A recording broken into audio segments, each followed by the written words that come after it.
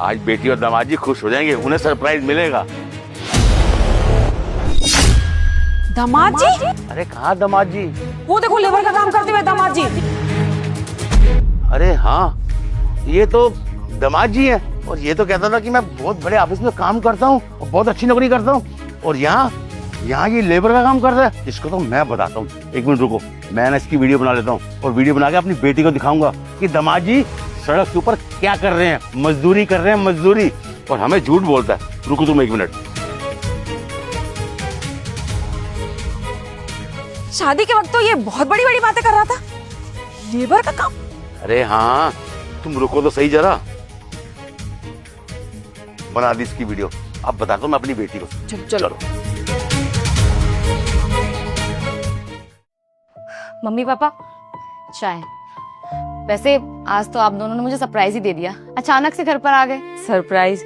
हाँ, वो दामाद जी कहीं नहीं दिख रहे हैं, कहाँ हैं? वो तो ऑफिस गए हैं ना, शाम को आएंगे। अच्छा, ऑफिस गए हैं। वैसे कहाँ काम करते हैं दामाद जी? आपको बताया तो था, एमएनसी में मैनेजर की पोस्ट पर है वो। अच्छा, वो इतनी बड़ी कंपनी में मैनेजर है? हाँ पापा। अच्छा, तो कब तक आएंगे ऑफिस से? बस आने ही वाले होंगे, टाइम तो हो गया घर आने का। अच्छा आप ये सब छोड़िए, आप ये बताइए कि आप खाएंगे क्या? मैं ना बहुत अच्छा खाना बनाती हूँ अब। अच्छा, अब तू अपने मम्मी पापा को बताएगी कि तू अच्छा खाना बनाती है, जैसे हम दोनों को पता ही नहीं है। कोई बात नहीं बेटा, दामाद जी आ जाएंगे ना, फिर साथ में बैठ के खाना खाएंगे। अच्छा ठीक है, तब तक चाय तो पियो आप लोग, ठंडी हो रही है।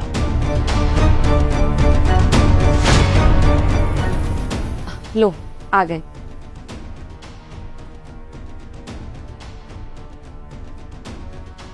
मम्मी पापा आए हैं आज, बताया नहीं तुमने।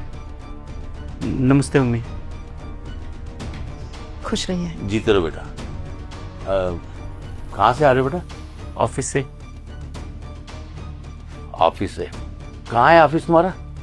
मेरी कंपनी वही गुड़गांव में एमएनसी है ना, वहीं पर है। गुड़गांव में?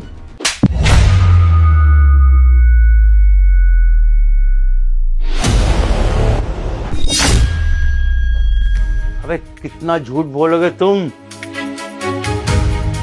झूठ पे झूठ, झूठ पे झूठ। तुम ना कोई ऑफिस नहीं गए, समझे ना? हमने ना यहाँ पे आते हुए अपनी आंखों से देखा है कि तुम क्या कर रहे थे। पापा आप ये क्या कर रहे हैं? आपने इनके ऊपर हाथ क्यों उठाया? तेरा पति ना तुझसे झूठ बोल रहा है। अरे धोखा दे रही है तुझे। सड़क पे मजदूरी करता है, मजदूरी। पापा मुझे लगता है कि जरूर आपको कोई गलतफहमी हुई है। ये एमएनसी में मैनेजर है, मजदूर नहीं है।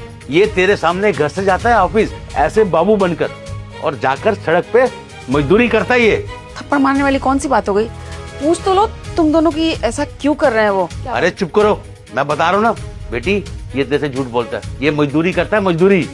देख बेटी, वैसे देखा तो हमने यही था कि दामाद जी वहाँ पे लेबर का काम कर रहे थे। अब ये क्यों कर रहे थे ये तो यही बताएंगे। ऐसी क्या मजबूरी हो गई दामाद जी कि आपको लेबर का काम करना पड़ा? मुझे लगता है आप दोनों को कोई गलतफहमी हुई है, मेरा पति कोई मजदूर नहीं है। गलतफहमी हमें नहीं, गलतफहमी ना तुझे हो रही है। तुझे विश्वास नहीं हो रहा ना? रुक, तुझे मैं दिखाता हूँ। ये कौन है?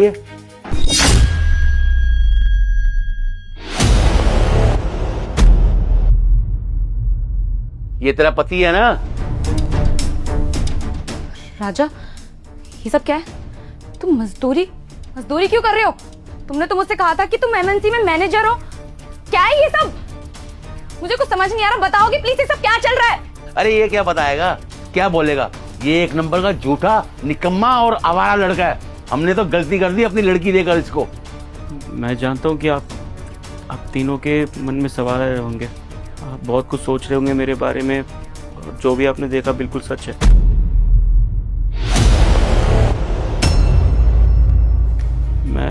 मैं डर गया था, इसलिए हनी को मैंने अपने बारे में कुछ नहीं बताया।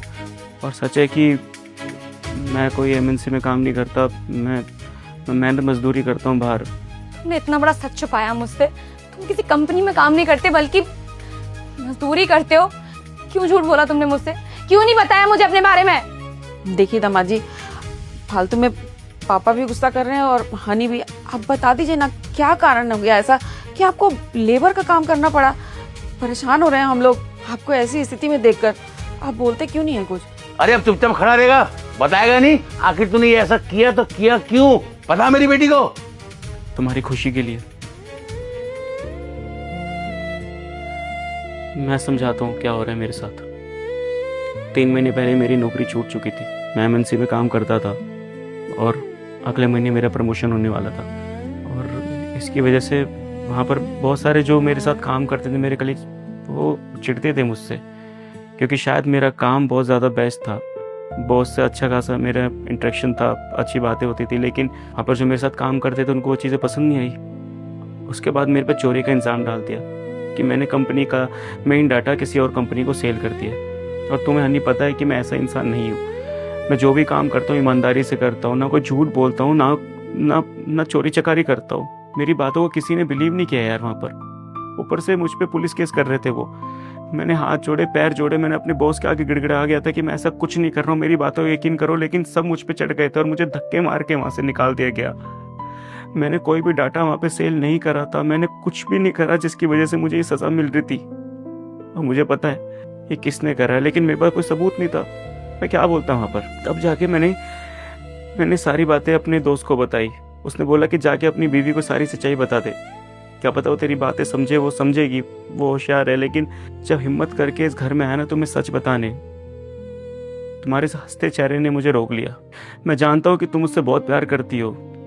अपना घर बार छोड़कर तुम मुझसे शादी करने के लिए इसलिए आई थी क्योंकि तुम मेरे साथ अच्छे से रहना चाहती थी। लेकिन अगर मैं तुम्हारी खुशियों का ध्यान नहीं रखूंगा तो फिर मेरा पति होने का क्या फायदा। मैं क्या करता अगर मेरे जेब में पैसे नहीं थे तो? मैं तुम्हारी खुशियों को कैसे रख पाता? तुमने हर किसी से बोल दिया था कि मेरा पति 2-4 महीने में खुद का घर बना लेगा। अपने पापा मम्मी को ये तक बोल दिया था कि अपनी गाड़ी लेके हम आएंगे। मैं किस मुंह से बोलता तुमको कि मेरी नौकरी जा चुकी है? अगर इंसान कमाएगा नहीं तो पैसे कहाँ से लाएगा, अपनी खुशियाँ कहाँ से खरीदेगा? इसी वजह से अन्नी मैंने तुम्हें कुछ नहीं बताया। मैं तुम्हारे चेहरे पे उदासी नहीं देखना चाहता था। तुम्हारा हंसता चेहरा मेरे लिए बहुत कीमती था। तो मुझे कुछ ना कुछ तो करना था ना। मैंने पैसे कमाने के लिए अपने दोस्त से बोला कि कोई जरिया बता। उसने बोला कि किसी और कंपनी में जाके छोटी मोटी कंपनी में इंटरव्यू देने का ट्राई कर। मैंने वो भी करा, लेकिन वो बहुत बेकार इंसान थे वहाँ पे जहाँ मैं काम कर रहा था। सीवी पे लिख दिया मेरे कि मैं फ्रॉड हूँ। कहीं पे काम नहीं मिला मुझे। फिर जाके मुझे वो गली के बाहर एक मजदूरी का काम मिला। मुझे भी अच्छा नहीं लग रहा था कि एक पढ़ा लिखा इंसान ये मजदूरी करेगा तो क्या बोलेंगे लोग। लेकिन सिर्फ मैं तुम्हारे चक्कर में वहाँ पे काम कर रहा था ताकि 4 पैसे घर में आ सके। हनी देखो, अगर तुम्हारे मन में मेरे लिए कुछ भी बुरा आ रहा है ना, तो मैंने तुम्हारे बारे में कभी भी बुरा नहीं सोचा। तुम्हारी खुशियों का ध्यान रखा है। और मुझे पता है आप सबका गुस्सा करना वाजिब है।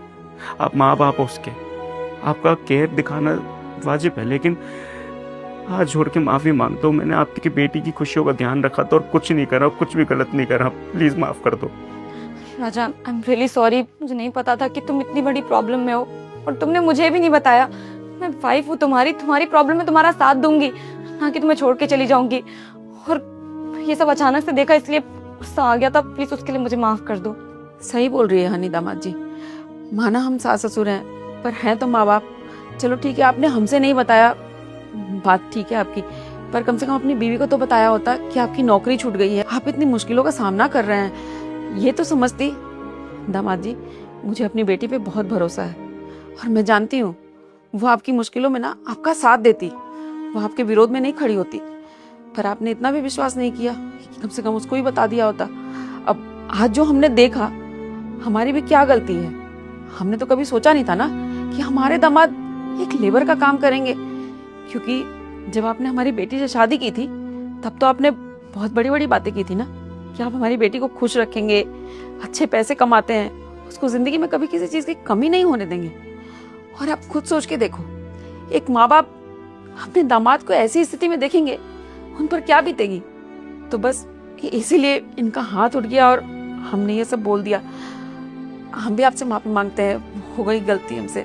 अरे बेटा, अगर तुम्हारे ऊपर इतनी बड़ी मुसीबत आ गई थी तो कम से कम एक बार हमें तो बताते।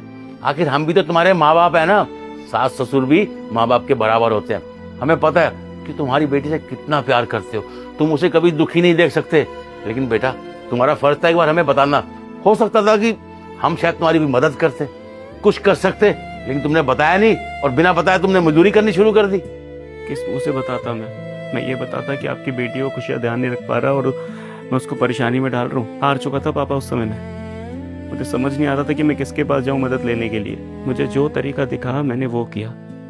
मैं बस इसको दुखी में नहीं रखना चाहता था।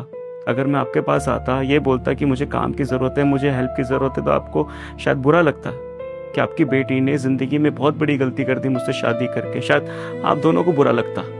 इसलिए मैं हनी को गलत प्रूफ करना नहीं चाहता था। अगर अभी भी आप तीनों को लगता है कि मैंने कोई गलती करी है तो मैं कान पकड़ के आपसे सॉरी बोल रहा हूँ। मेरे से गलती हो गई। कोई बात नहीं, अभी भी दामाद जी कुछ नहीं बिगड़ा है, मुझे पूरा विश्वास है आप फिर से अच्छा ही करेंगे कुछ। अरे नहीं बेटा, कोई बात नहीं, मुझे मालूम है तू मेरा दामाद नहीं, मेरे बेटे जैसा है और बहुत हिम्मत वाला है तू। भगवान जो करेंगे ना अच्छा करेंगे, तू फिर से कामयाब हो जाएगा, ये हमारा आशीर्वाद है। तू चिंता मत कर।